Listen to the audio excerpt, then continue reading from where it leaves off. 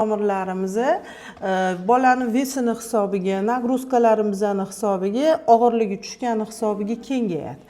Mayda kapillyarlar va venalar kengayadi. Ana o'sha narsa varikoz hisoblanadi. Ertaga tug'ruq o'tgandan keyin joyiga qaytadi. Yana homilador bo'lsa, yana 20 haftasidan keyin boshlanadi. Vandaj taqishimiz kerak va bu holat kuchayib ketmasligi uchun unga men bitta tabletka yozib beraman.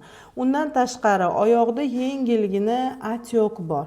Ves yo'q limfostazlar deydigan bo'lsak, pochkani bitta tekshirtirib qo'yasizlar. Siydikda oqsil chiqmadimi? Yo'q. Davleniya o'ynashi yo'qmi?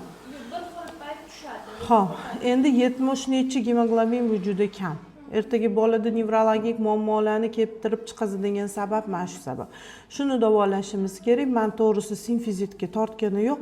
Kalsiy yetishmovchiligini hisobiga tazda, oyoqlarda og'riq bor. Diklofenak bu vaqtinchalik og'riq qoldirish uchun qilinadigan ish, bu davolamaydi. Bering.